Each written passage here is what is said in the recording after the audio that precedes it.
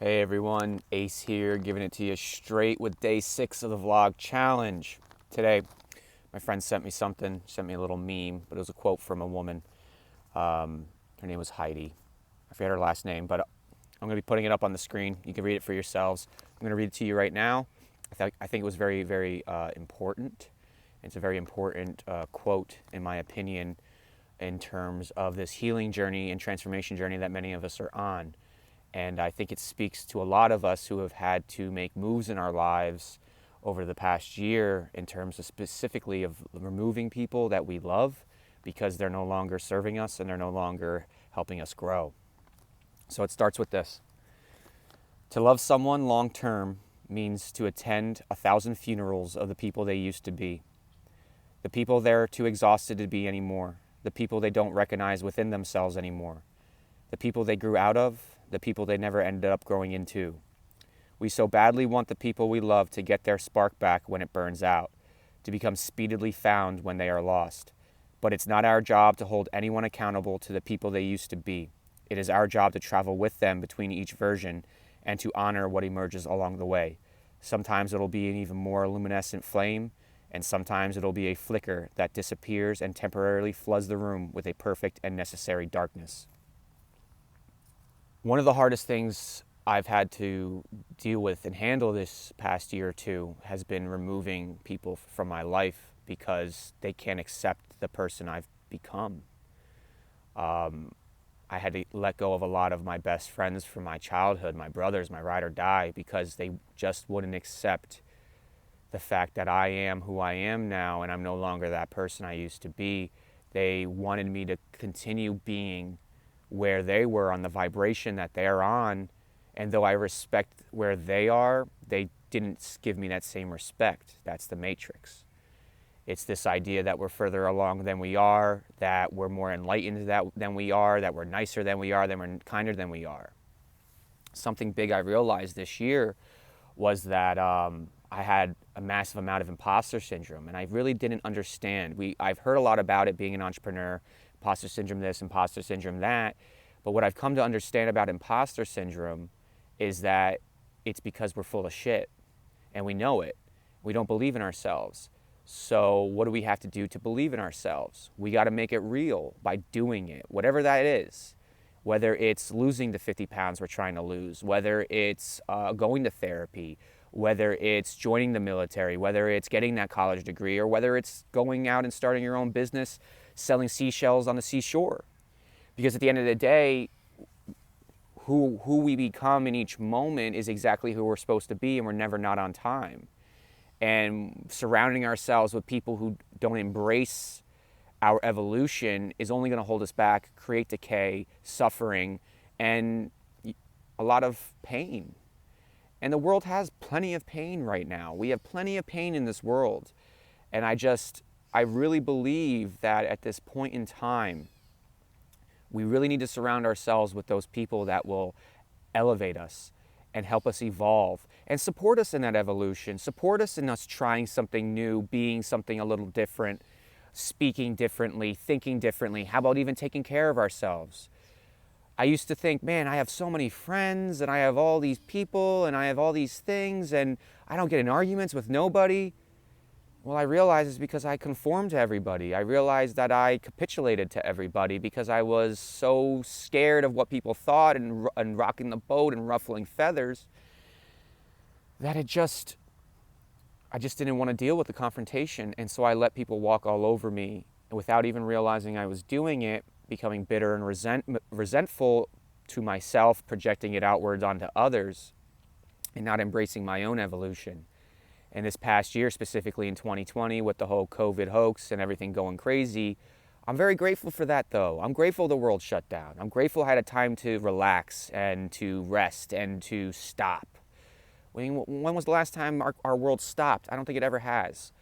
So for us to have that time to stop and spend within ourselves, it was so important to me and to many people I know. I know it's been very difficult for many people. I know it's been a lot of suffering, and I know there's a lot of suicide and domestic violence and drug and alcohol abuse and all those things. But those are the repercussions and the symptoms of a new world being birthed and an old one dying. And that's really what we're coming into in 2021, is a new world being born.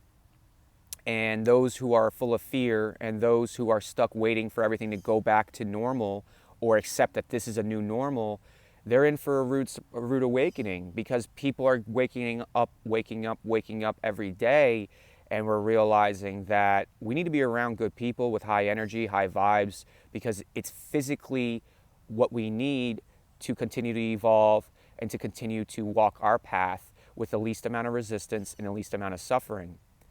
And so I use the term called selfishly selfless, living selfishly selfless. You have to fill your cup. You have to put your oxygen mask on first before you can help someone else. And by taking care of you, how you need to be taken care of, which means learning yourself, which means deprogramming yourself and reprogramming yourself with new, better mindsets and programs, that is how we evolve. But if we are constantly spinning our wheels, trying to do the same thing over and over again, expecting different results, that is why we feel insane. And so what I realized, even just on this 6th video I've made now, my 100 vlog challenge, is this is what I was resisting the most. Becoming this, which I was already. I talk to people about this stuff all the time. I just was so scared to put it out onto camera for the world to see and then get judged and ridiculed. And I read some of the comments people get, or get a thumbs down, and it's just, that's the matrix. That's the limiting mindsets that keep us exactly where the world wants us to be, which is in a state of fear and panic, so that we're constantly creating negative energy that they can feed off of and keep us controlled. So again, going back to this quote, and this is for me as well, I've loved people trying to change them. I've always fallen in love with a woman's potential, and I tended at the time to date women who we consider broken birds, because I felt that I could heal them or fix them or change them. Eckhart Tolle even stated in his book Power of Now, wonderful book if you haven't read it, he stated, why would you date someone with the intention of changing them? That makes no sense, right? That makes absolutely no sense. Is why would you change? Why would you want to date someone you change, that you'd want to change right away? Would you want to evolve with that person? Of course you want to evolve with that person. Do you want to see them change for the better? Of course you want to see them change for the better, but that's not your responsibility. That's their responsibility. And when we push, people put their defensive walls up and they brace, instead of coming at them with compassion, empathy, listening, and saying, I love you, I want what's best for you, what is that? And if they can't answer that question, then you guide them and help them find that answer for themselves. You lead the horse to water and you convince them it was their choice to drink. This is what I refer to as the Oasis Project. M. Scott Peck, one of my favorite authors, psychologist from the 80s, 90s, he was big in the AA movement. His book was given to a lot of people in the 80s and 90s and 2000s for his book, The Road Less Traveled, was given in AA a lot of people. And he says that alcoholics and drug addicts are usually the ones closest to a spiritual conversion and to the awakening that they desire, because that's why they're in so much pain. Someone who abused alcohol, we're in so much pain that any escape is better than the pain that we're in. But what's amazing about the pain, once you start facing it, is it's growing pains. It's like a phoenix rising out of the ashes. The phoenix had to crumble and turn to ash first, then to be reborn. The same thing's happening on the earth. The same thing's happening within our universe. So just understand, love, unconditional love is and will be the hardest path we walk, because we haven't been taught it. We've been manipulated with love from the moment we were born. Our parents, our friends, our teachers, our mentors, they've even manipulated God's love and put in these ideas that we're less than and that we're external to Him. And in reality, we are all God collectively together, experiencing ourselves in 3D reality. And love is the frequency of this universe. Love is the frequency to manifest all of our dreams. But we have to love ourselves first, which means we have to accept ourselves for when we aren't full of love and light and kindness and care. And so for me, where I'm at with it now is every day I just try to do a little bit better. The term is Keshi, I believe. Refining every aspect of my life every day, just a little better, just a tweak. And if it doesn't happen that day, that's okay too, because that's another part of it, is learning compassion, learning surrender, learning letting go. And that's all this love journey is. That's what this healing journey is. And that's what the Oasis Project is going to bring us, is to the oasis within ourselves, because we went through the trauma of our lives and overcame it. And so I'm going to leave you with this. We all want unconditional love, and we all want to unconditionally love. But that means that you have to accept the person that you've become.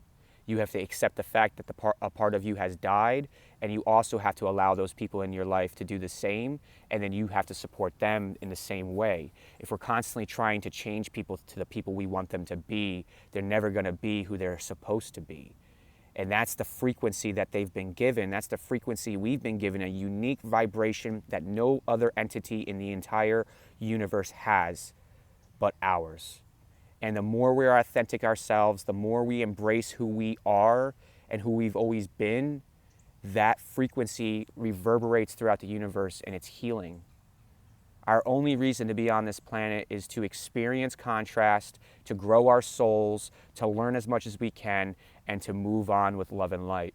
I believe that. It's about simplifying our lives and simplifying love, so it's not so much of a material possession, but an abundance that is everywhere, because everything is made of love. So I wanted to leave you with that today. I really appreciate, if you watch this video, I really appreciate you watching it. Don't forget to subscribe to the channel. Follow me on Instagram. The account's down for now. Conspiracy Realist on Instagram. The account is down for now, which is fine. I'm just going to make this content for 30 days, and I'm going to start posting it to Instagram as well. And if there's anything that y'all like to talk about, if you would like to talk to me offline, we can set that up. I would love to do some coaching. I would love to do some conversing and just help anybody who needs some help on their path.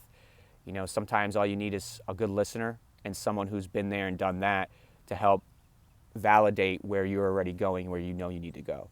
So if that's the case, leave a comment. And I really appreciate you all. Have a wonderful, wonderful day.